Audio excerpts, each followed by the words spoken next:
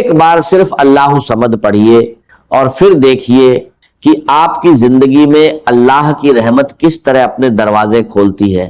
یقین کریں یا نہ کریں، صرف ایک بار اللہ صمد پڑھنے کے بعد اچانک اللہ کا ایک بندہ آپ کی مدد کے لیے آئے گا، 80 کروڑ دے کر فوراً چلا جائے گا.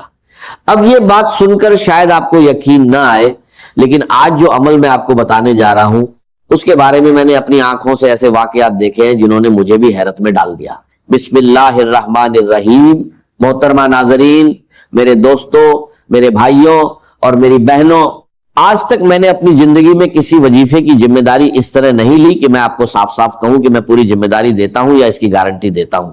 لیکن آج جس وظیفے اور جس عمل کا ذکر آپ کے سامنے کرنے جا رہا ہوں، اسے جن لوگوں نے اپنایا ان کی زندگی میں فرید طور پر دولت آئی، اور دولت کے آنے کا آنکھوں دیکھا گواہ میں خود ہوں.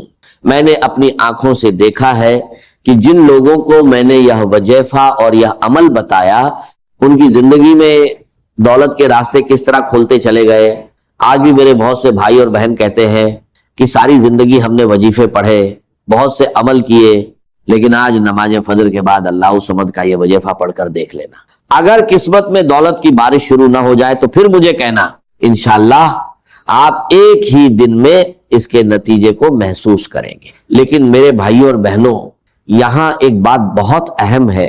جس طریقے سے میں یہ عمل آپ کو بتاتا ہوں، آپ اسے پڑھ تو لیتے ہیں مگر دل میں پورا یقین نہیں رکھتے. یہی وجہ ہے کہ بہت سے لوگوں کو اپنے عمل کا وہ اثر محسوس نہیں ہوتا جس کا وہ انتظار کر رہے ہوتے ہیں، کیونکہ دل کے اندر پہلے سے ہی وسوسے ہوتے ہیں، شک ہوتے ہیں. اور انسان کے لیے یہ لازمی ہے کہ جب وہ اپنے رب کو پکارے تو اس کے دل میں یقین اور بھروسہ بھی موجود ہو، اور جس کے دل میں یہ وسوسہ نہیں ہوتا اس کے لیے وہ مدد پوری طرح آتی ہے جس کی اسے امید بھی نہیں ہوتی. میرے عزیزو، دنیا میں جو پریشانیاں اور مصیبتیں انسان کی زندگی میں آتی ہیں ان کی دو صورتیں ہوتی ہیں، یا تو وہ آزمائش ہوتی ہے یا عذاب. اگر ایسی مصیبت ہمارے اوپر آئے جو ہمیں اللہ رب العزت کی اور قریب کر دے، ہمارے دل کو اللہ کی طرف اور موڑ دے، ہماری نماز اور عبادت کو بڑھا دے، ہمیں اللہ کو یاد کرنے والا بنا دے اور ہمیں نافرمانی چھوڑنے پر مجبور کر دے، تو سمجھ لیجئے کہ وہ آزمائش ہے. لیکن اگر کوئی مصیبت انسان کو اللہ رب العزت سے دور کر دے، اسے مایوس کر دے، اس کے دل میں اپنے رب کے بارے میں بدگمانی پیدا کر دے اور اسے اللہ کی نافرمانی کا ارادہ کرنے تک پہنچا دے، تو اس سے جان لینا چاہیے کہ وہ عذاب کی صورت ہو سکتی ہے. یعنی جس مصیبت کے آنے پر بندہ اللہ کو اور زیادہ یاد کرے، اس کا یقین اور مضبوط ہو جائے اور وہ اللہ کی نافرمانی چھوڑ دے، وہ آزمائش ہے.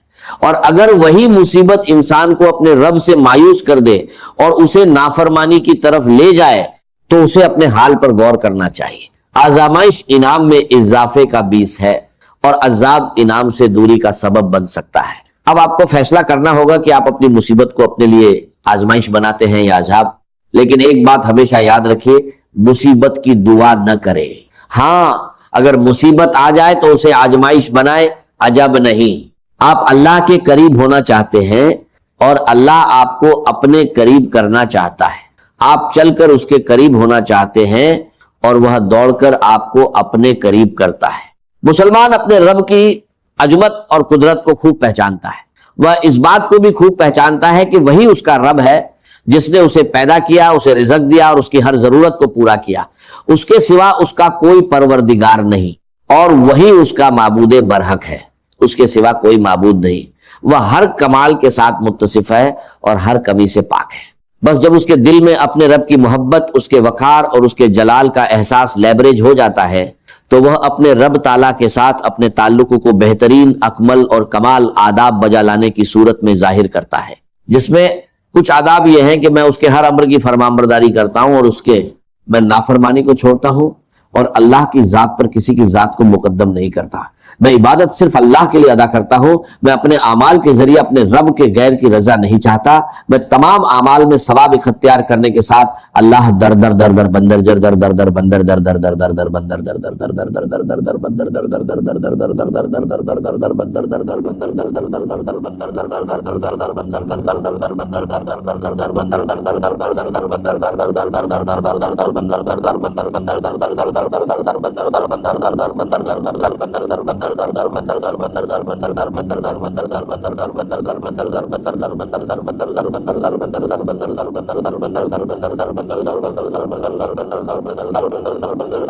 پر بھروسہ کرتا ہوں اور اپنے اوپر اس کی جاری نعمتوں کے سبب اس کا شکر ادا کرتا ہوں۔ میں اپنے رب سے محبت کرتا ہوں، اس سے ثواب کا امیدوار رہتا ہوں اور اس کے عذاب سے ڈرتا ہوں، اور اپنے رب سے میری محبت کی علامت یہ ہے کہ اس کے ثواب کی لالچ اور عذاب کا خوف رکھتے ہوئے اس کی فرمانبرداری بجا لاتا ہوں۔ میں اس کے فیصلوں پر راضی ہوتا ہوں اور اس سے اچھا گمان رکھتا ہوں۔ اگر مجھے خوشی ملے تو شکر ادا کرتا ہوں، اور اگر کوئی دکھ پہنچے تو بھی شکر ادا کرتا ہوں، کیونکہ یہی میرے لیے بہتر ہے۔ میں ہمیشہ اللہ ہی سے مانگتا ہوں اور اسی سے مغفرت کا طلبگار ہوں۔ بس اللہ میری دعا سننے والا ہے اور وہ قریب ہے، بے شک قبول فرمانے والا ہے۔ ارشاد، اے باری تعالیٰ ہے اور اللہ کے دامن کو مضبوطی سے تھامے رکھو، وہی تمہارا مددگار ہے۔ بس وہ کتنا اچھا کارساز ہے اور کتنا اچھا مددگار ہے۔ ایک اور جگہ ارشاد ہے، اور اللہ پر بھروسہ جاری رکھیے اور اللہ ہی کارساز کافی ہے۔ حضرت ابن عباس رضی اللہ تعالی عنہما فرماتے ہیں کہ ایک دن میں سواری پر حضور نبی اکرم صلی اللہ علیہ وسلم کے پیچھے بیٹھا ہوا تھا، تو آپ صلی اللہ علیہ وسلم نے فرمایا، اے لڑکے، میں تجھے چند باتیں بتاتا ہوں۔ اللہ تعالیٰ کو یاد رکھ، وہ تجھے محفوظ رکھے گا۔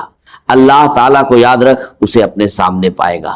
جب مانگے تو اللہ تعالیٰ سے مانگ، مدد چاہے تو اسی سے طلب کر، اور جان لے کہ اگر تمام امت تجھے کچھ نفع دینے کے لیے جمع ہو جائے تو وہ تجھے صرف اتنا ہی نفع پہنچا سکتی ہے جو اللہ تعالیٰ نے تیرے لیے لکھ دیا ہے، اور اگر سب لوگ تجھے نقصان پہنچانے پر اتفاق کر لے تو ہرگز نقصان نہیں دے سکتے مگر وہی جو اللہ تعالیٰ نے تیرے لیے لکھ دیا ہے۔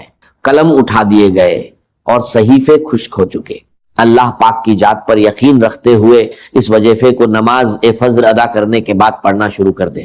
صرف 30 سے 40 سیکنڈ آپ کو اس وظیفے کے لیے دینے ہیں۔ 1 منٹ کا یہ وظیفہ پڑھنے سے آپ لوگوں کے نصیب بدل جاتے ہیں، آپ کی قسمت بدل جاتی ہے۔